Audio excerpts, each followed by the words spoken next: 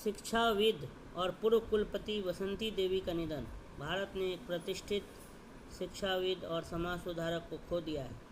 मनोन्मनीयम सुंदरनार विश्वविद्यालय के पूर्व कुलपति डॉक्टर वी बसंती देवी का 1 अगस्त 2025 को वेलाचेरी स्थित उनके आवास पर हृदय गति रुकने से निधन हो गया। वह 86 वर्ष की थी।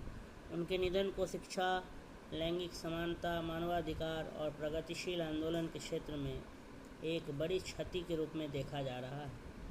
प्रारंभिक जीवन और शैक्षणिक यात्रा। डॉक्टर बसंती देवी का जन्म 1938 में डिंडीगुल में हुआ था। उन्होंने अपनी उच्च शिक्षा प्रेसिडेंसी कॉलेज से प्राप्त की और 1970 के दशक में पीएचडी पूरी करने के लिए फिलीपींस गईं।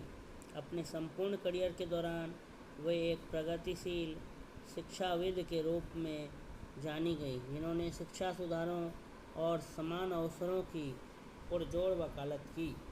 शिक्षा में नेतृत्वकारी भूमिकाएं। डॉक्टर बसंती देवी 1992 से 1998 तक मनोन्मनीयम सुंदरनार विश्वविद्यालय की दूसरी कुलपति रहीं, जहां उन्होंने उच्च शिक्षा तक पहुंच का विस्तार करने पर जोर दिया।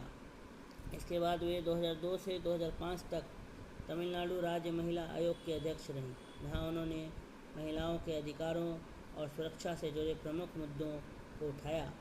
1987 में उन्होंने तमिलनाडु में शिक्षकों के आंदोलन का नेतृत्व भी किया, जिससे शिक्षकों के अधिकारों की रक्षा और शिक्षक समुदाय को मजबूती देने की आवश्यकता को रेखांकित किया। 76 वर्ष की आयु में डॉक्टर देवी ने राजनीति में कदम रखा और 2016 में आरके नगर विधानसभा सीट से चुनाव लड़ा।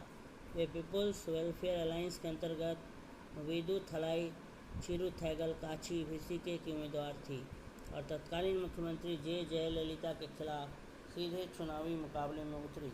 भले ही उन्हें केवल 2.4% वोट मिले, लेकिन उनके साहसी प्रयास ने व्यापक ध्यान और सम्मान प्राप्त किया। वे राष्ट्रीय शिक्षा नीति 2020 एनईपी की मुखर आलोचक रही।